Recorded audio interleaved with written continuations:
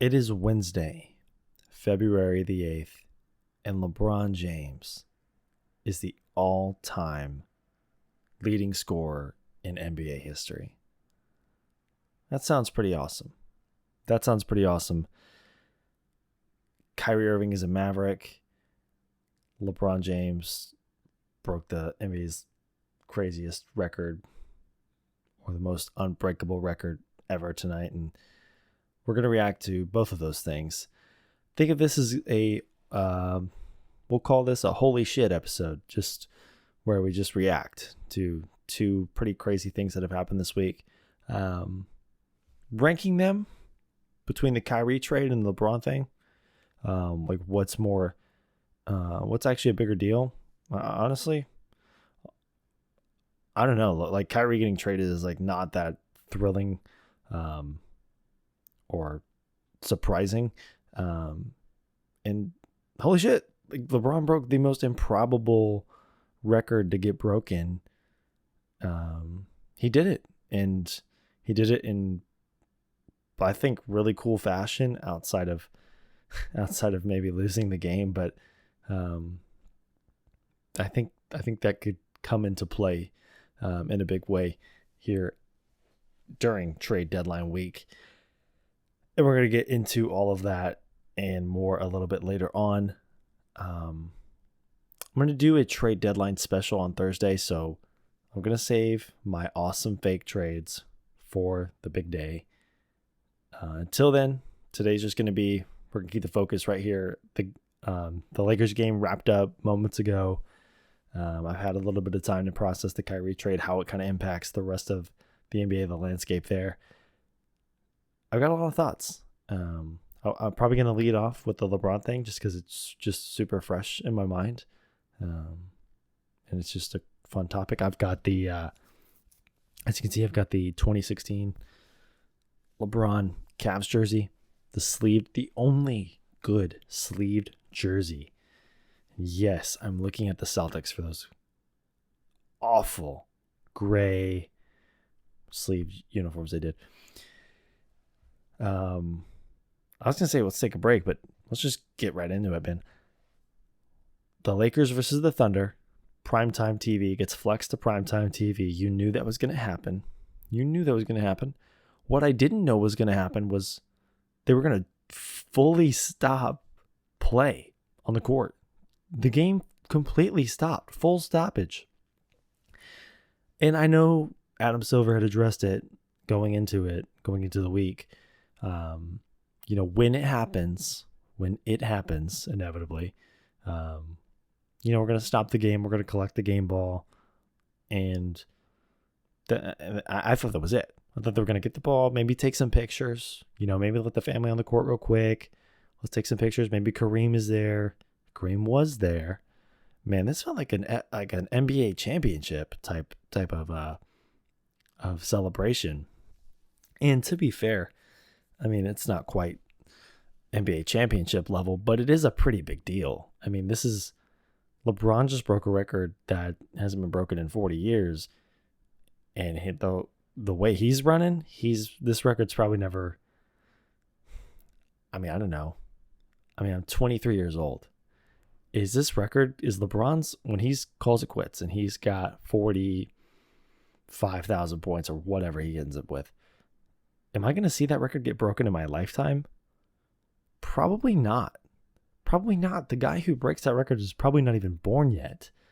I mean, we're talking about LeBron being not just a generational talent, like a once in a multiple lifetimes talent to occur in this league. And, I'm not necessarily saying, I am saying he is the greatest player that has ever played this game, but I think you could acknowledge that he is a once in a multiple lifetime type of talent, even if you think it's somebody else, even if you think it's still Kareem or Michael or somebody else. I don't know.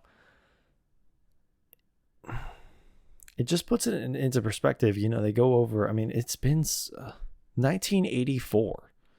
1984 was when Kareem broke Wilt's record. And since then, it's just,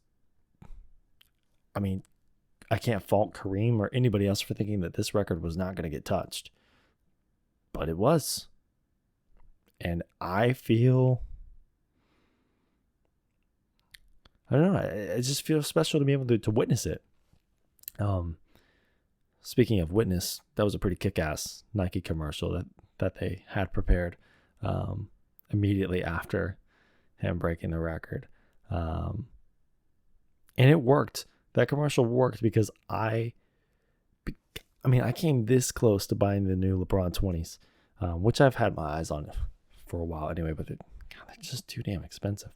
But what a spectacular event. I think it was worth it to go full stoppage. I don't know if they do that if it's not in LA. I feel like they do because I feel like it's not really up to the team so much as it is to Adam Silver and the NBA. But the reception is definitely not as grand as it would be if it wasn't as it was at in Staples in the crypto.com arena. My bad.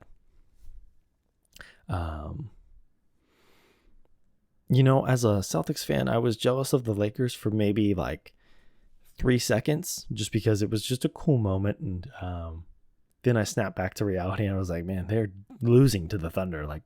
And we are playing for championships right now. But it was just a cool moment to see. And then at the end, when Shaq and Kareem are discussing, they shared a nice moment. And so it was kind of like Laker La La Land all night, but it was still awesome to see it really was kind of a big production almost. But it's deserving of it. Like I said, this isn't something that just happens every year. Like, this doesn't happen. That's the thing. This doesn't happen. And so now that it's happened, it's a pretty big deal. Even Adele posted about LeBron tonight. Adele. Okay. So that's a pretty big deal. Pretty big deal. Earlier, I kind of touched quickly on, I made a little side note, that them losing to the Thunder tonight might have a bigger impact beyond just tonight. And what I'm kind of getting at is, after that failed attempt to acquire Kyrie Irving for the Brooklyn Nets, what is next for the Lakers in this dwindling, dead season? Ultimately, they're only a few games back of a play-in spot, right? The West is pretty wide open outside of Denver's. Feels like Denver's got a grip on the 1 seed. Outside of that, Memphis is starting to teeter-totter a little bit. It's just kind of open. It's like, who's the next team? I'm not saying that LA is going to be the third best team in the West. There's not a single move they can make at the deadline to make that happen. But they're feeling the heat in the media from the fans, from missing out on Kyrie. It's so glaring that I think LeBron's had to address it. I think the Lakers have had to address it. And I think Kyrie has had to address it in the public, in press conferences over the past couple of days. Like, everybody knew, like, that was a thing. Like, there was such glaring ties between LeBron and Kyrie, and the Lakers and Kyrie, and there's still such connections that people are already jumping to this summer where they think Kyrie will sign with LA. I don't know. Maybe. We'll see. But what it brings me to is huge game, right? Huge legacy game for LeBron tonight. Huge moment for the Lakers on the season. And then they lose to a middling, super young, super raw Thunder team who, going into the season, probably were undecided on whether they were trying to win or not. So not a great look is what I'm getting at. You're the Los Angeles Lakers. What on God's green earth, or since when have picks mattered to you? Since when have picks that are 4 and 6 years out, the 2027 and 2029 first rounders, since when have those ever mattered? And now you have LeBron at 38. You have AD, who, by the way, huge no-show tonight from Anthony Davis. But you're in this situation that is screaming for you to step up and add to this roster, and you don't have a king's ransom to throw at a major superstar, but you do have pieces to move. And you whiffed on Kyrie, and I understand. We'll get into that and how I can actually relate to the Lakers not wanting to do that. But you have a real window. This is your window. And if it doesn't work out, guess what? You can always flip whatever players you acquire for those picks. You can get those picks right back. You can get better picks back. As long as you're getting assets back, you can always go out and get picks. Shopping for picks has never been easier. They're so dispensable. Teams just throw those around willy-nilly. And if a team is willing to give you a real player, a real tangible player that can help you today for those picks that are 4 and 6 years out, you move them because you have a chance to win right now while the Warriors are a little handicapped, right? While Denver is the real team to worry about, and we haven't seen Denver be healthy for a full playoff run. You've got Anthony Davis back. Lord knows how much longer you've got LeBron. You push for a title run now. I don't know. That's where I'm at right now. And that's where I'm thinking the Lakers have to be at right now. We see the camera flash to Jeannie Buss how many times tonight? And she's all giggles and smiles. But let's be real here. There's a huge elephant in the room, which is the fact that you are putting out this team that's not producing. It all kind of ties together with the trade deadline and Kyrie. That's kind of why I wanted to tackle all of these things in one go. But just from the record-breaking standpoint tonight, awesome. Just pure basketball bliss. Just was so fun. Like the anticipation. 36 points is no joke. I know we have, I think, 6 guys in the NBA scoring over 30 points a game. But 36 is still no, it's not just I'm just going to go 36, no matter what. And there was really never a doubt that LeBron was just going to go get 36. And there was a moment there, because he gets the 36 in the third quarter. And it's such a close game that you're thinking, is LeBron going to go get 50? How perfect would it be to have a just masterclass of a game all out? Ultimately, it was a terrific game by him. We saw he had to leave the game a little bit early due to, it appeared like a foot injury.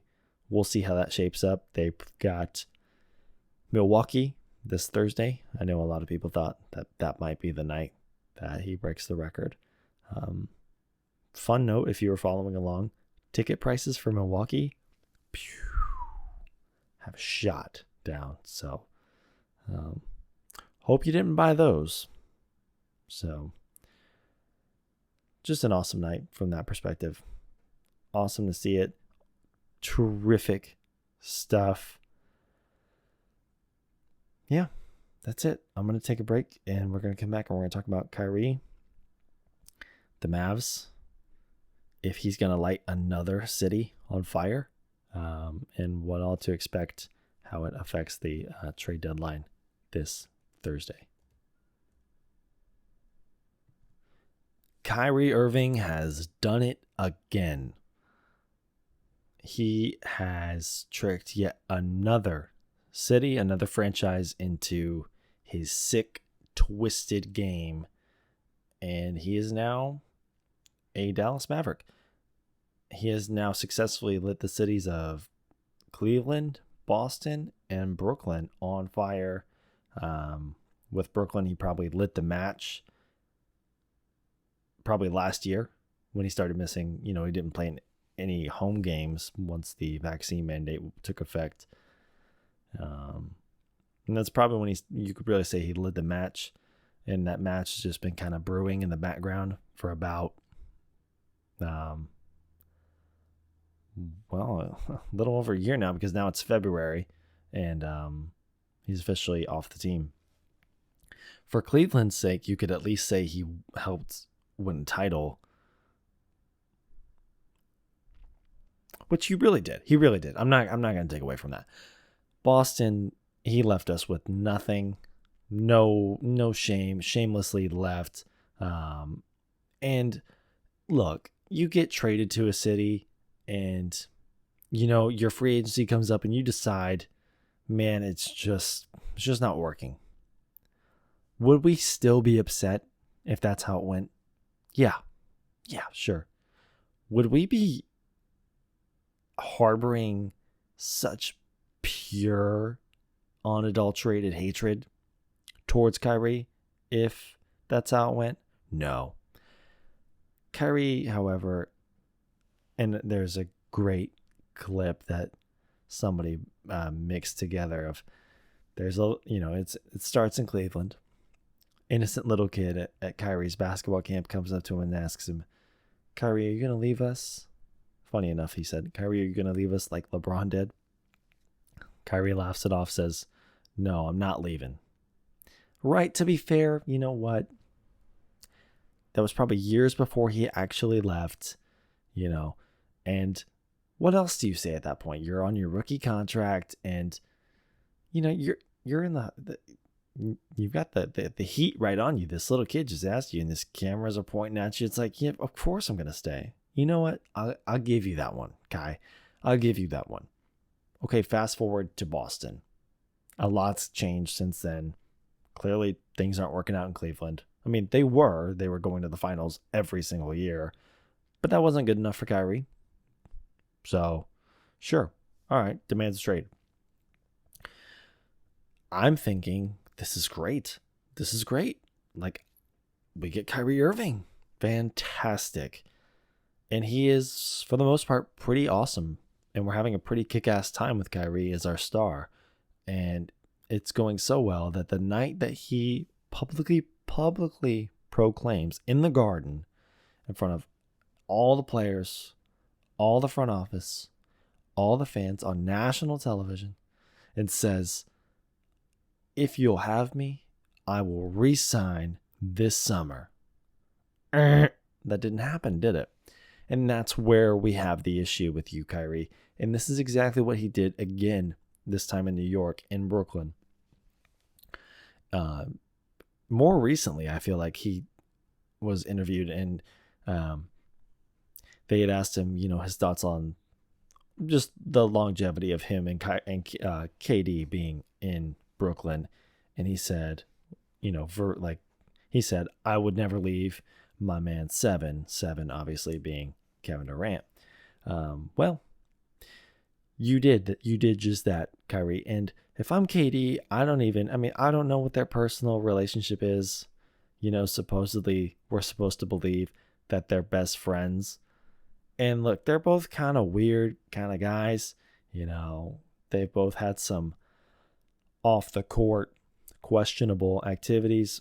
With KD, it's a lot more like understandable. A lot of it's just social media stuff, Twitter stuff, which in retrospect has kind of become just fun. to talk about. He even has owned up recently to all of his burner accounts, which is fun. For Kyrie, it's a whole nother dilemma. We're talking about the anti-Semitism issue that happened earlier this year. We're talking about the COVID vaccine issue of last year. We're talking about the flat earth. We're talking about how Kyrie said they should break off the NBA and they should go start their own league. Kyrie has had a plethora of crazy ass quotes.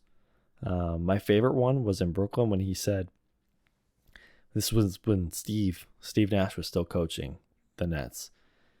And Kyrie says, yep, me, Joe Tsai, right?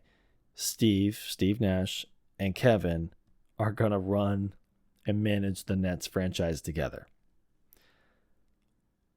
What a red flag that was, because really the only people running it were, I guess, Kevin and Kyrie, because it became clear that they were not okay with Steve Nash being a part of that group, and they cut bait with him.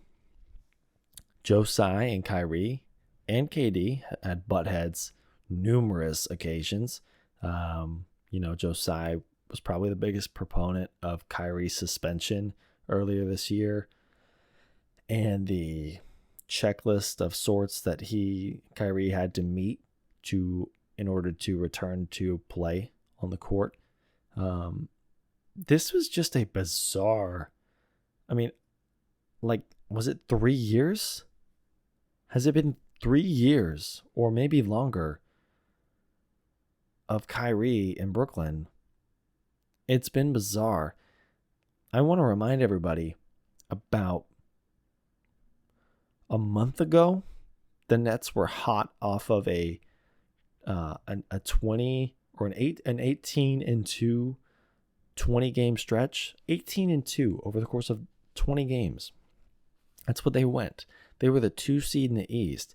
They were becoming the very clear second cog to Boston.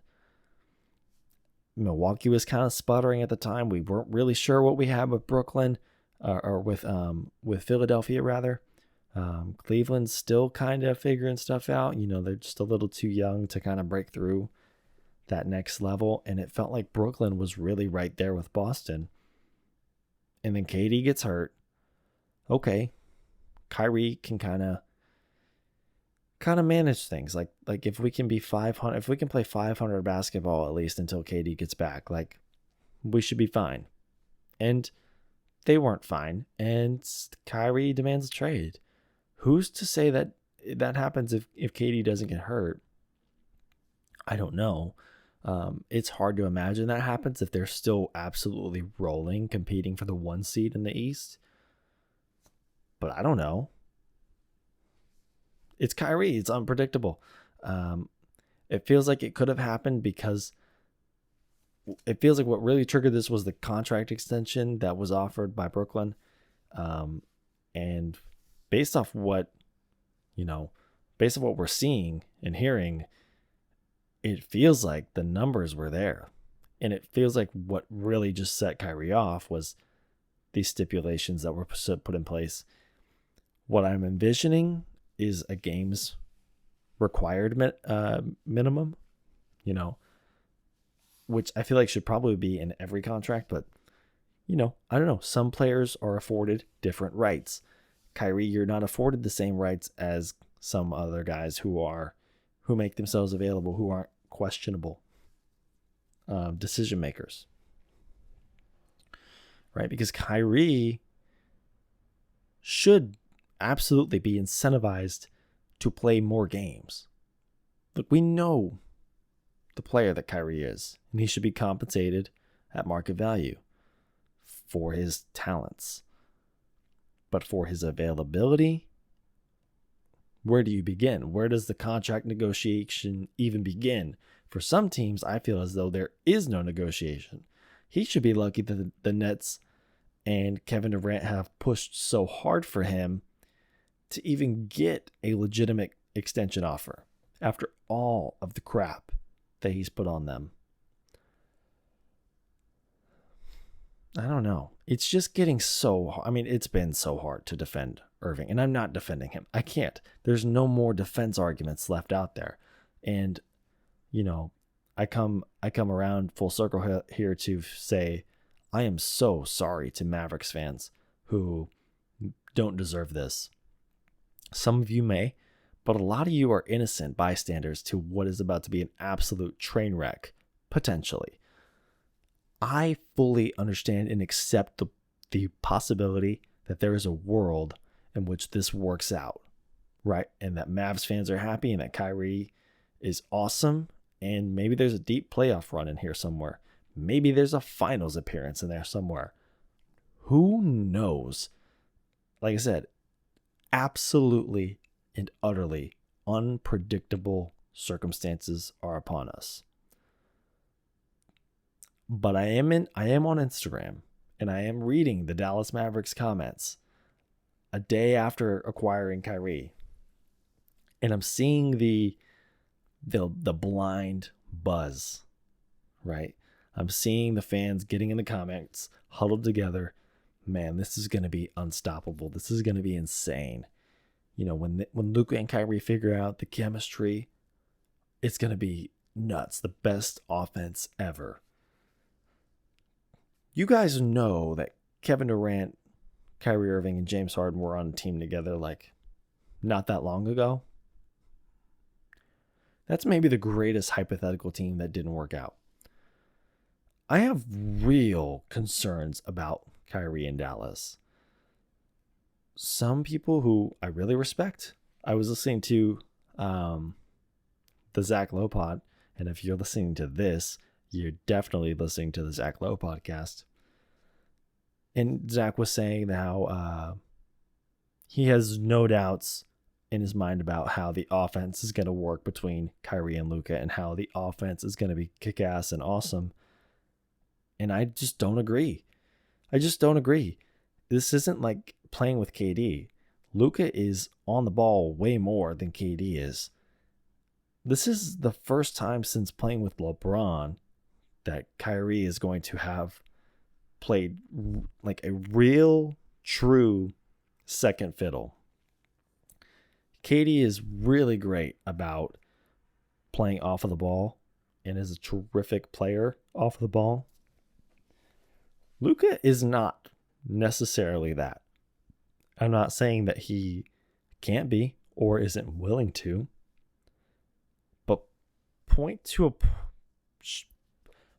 me to a time in Luka Doncic's short career so far where he's had to be sit and watch somebody else make the plays, be the lead guy, be the lead ball handler, be the lead scorer. Point me to a time in the NBA where that's happened with Luka Doncic, because I don't think I've ever seen it, right?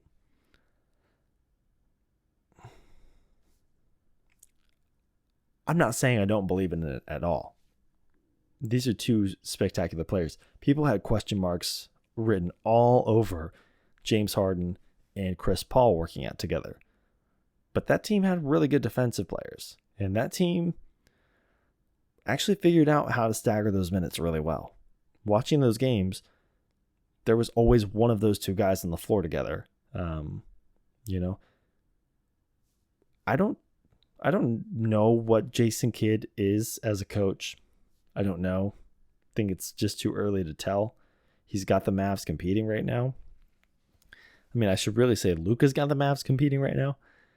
But you gave up two legitimate pieces in Spencer Dinwiddie and DFS.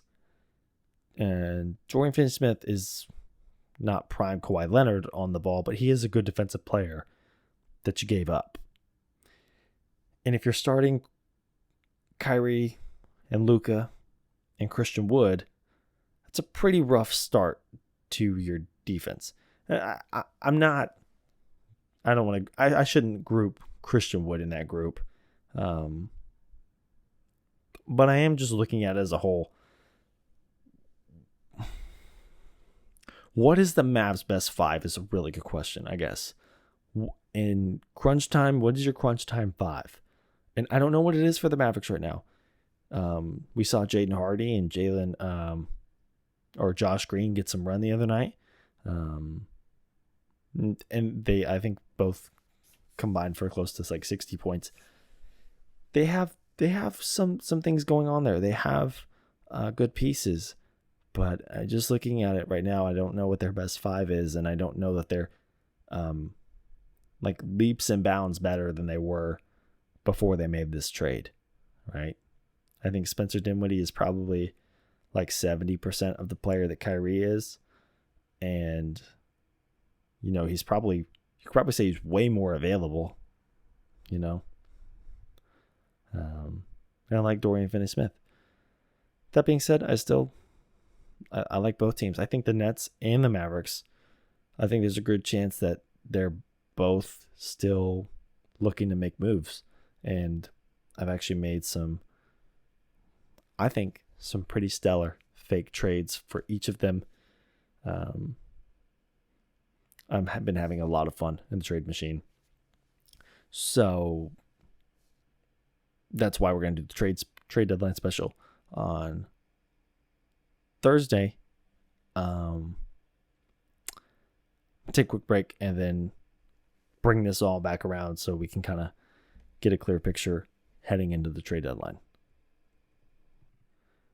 All right, so it is 1:15 a.m. and I'm talking about Kyrie Irving, and I think I'm going to lose my mind if I keep going for much longer. So I'm going to bring it to a close here.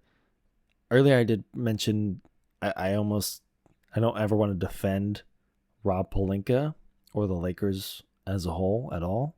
But what I had said was that I can understand why the Lakers wouldn't want to get into this.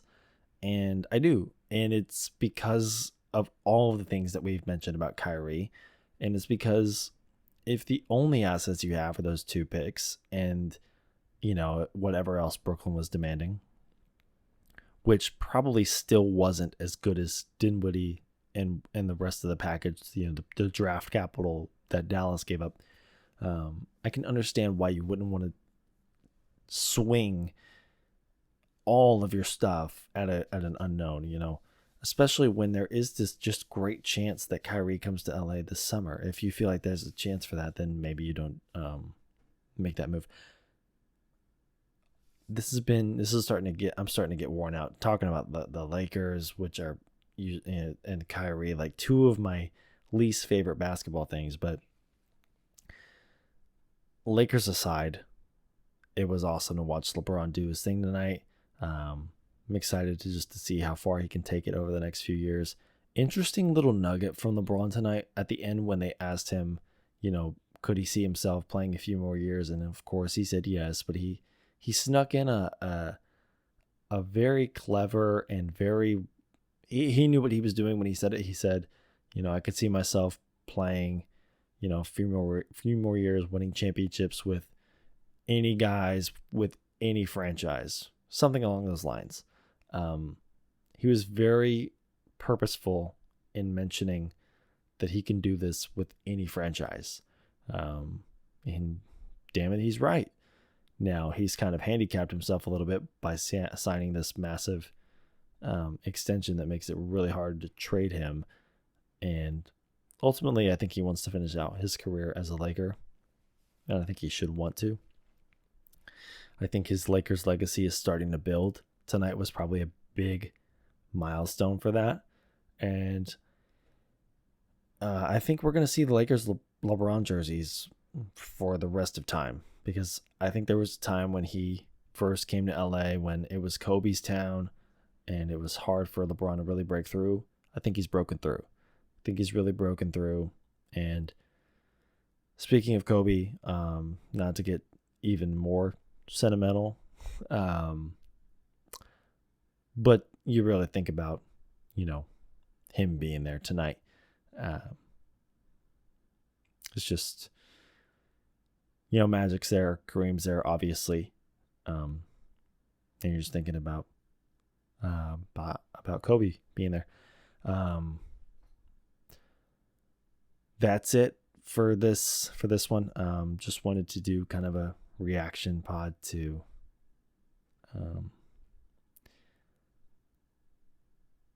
to the things that are happening this week. But we've got the trade deadline coming up.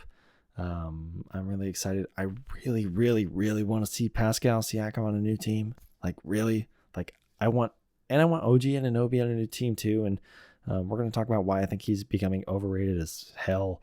But he's still an awesome kick-ass player. But it's just like, why are we giving up?